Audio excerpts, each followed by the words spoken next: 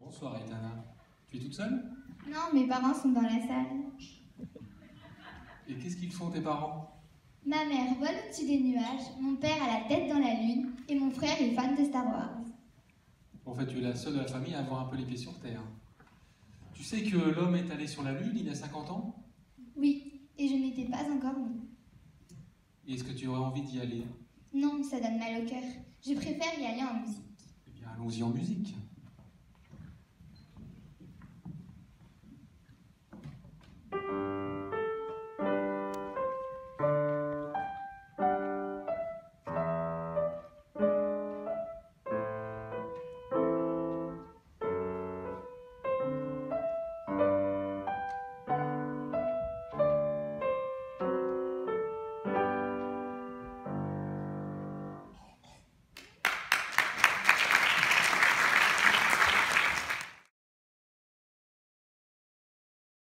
La nébuleuse d'Orion. Et qu'est-ce que c'est qu'une nébuleuse?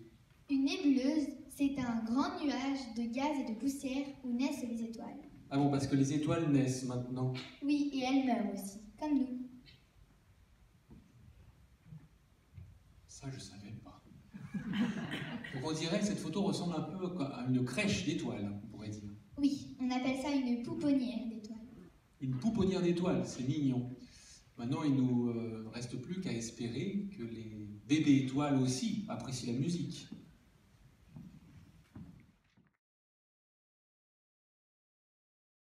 Ça, c'est le soleil, notre étoile. Le soleil. Qu'est-ce que c'est que le soleil en fait? Le soleil, comme toute étoile, c'est une grosse boule de gaz chaude qui tourne sur elle-même et qui produit de la lumière. Je vois bien que ça tourne et ça a l'air chaud, mais c'est chaud comment? 6000 degrés à la surface et 10 millions de degrés au cœur. Ah oui, quand même. Et tu disais tout à l'heure que les étoiles naissaient. Donc le soleil, j'imagine qu'il est né aussi. Est-ce qu'on sait combien de temps il va vivre en tout? En tout, il va vivre 10 milliards d'années et il en est aujourd'hui à un peu moins de la moitié de sa vie. D'accord, donc si je calcule bien, il lui reste un petit peu moins de 5 milliards d'années à vivre, ce qui nous laisse quand même le temps d'écouter, de jouer un peu de musique.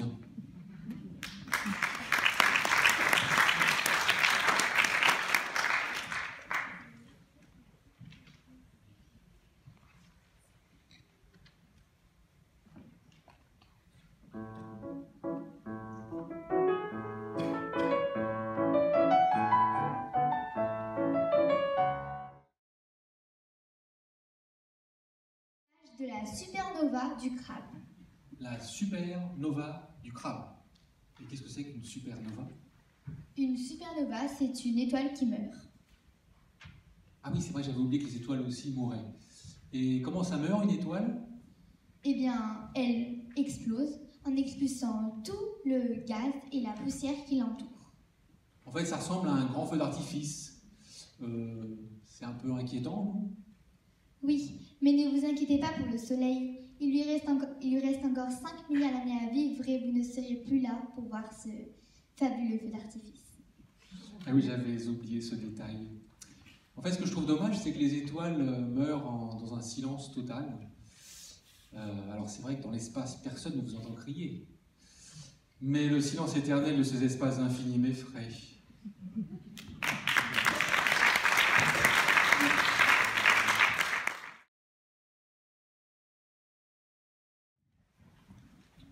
Ce ciel étoilé, ces étoiles au-dessus de nous, je ne me lasse pas de contempler ce spectacle. Il ne suffit pas de contempler le ciel, il faut aussi le comprendre. Les étoiles que vous voyez là appartiennent à notre galaxie, la Voie lactée. Et qu'est-ce que c'est qu'une galaxie? Une galaxie, c'est un grand disque aplati qui contient une multitude d'étoiles. Et qu'est-ce que c'est que ce qu'on voit ici, là, cette bande blanche qui traverse le ciel d'un horizon à l'autre? Ça, justement, c'est le disque de notre galaxie vu par la tranche. Donc si je comprends bien, notre galaxie, elle a la forme d'une cymbale Charleston, toute blanche, et nous sommes à l'intérieur.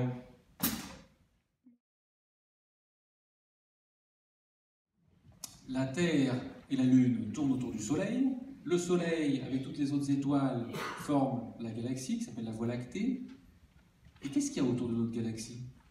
Autour de notre galaxie, il y a des milliards d'autres galaxies contenant des milliards d'étoiles et de planètes.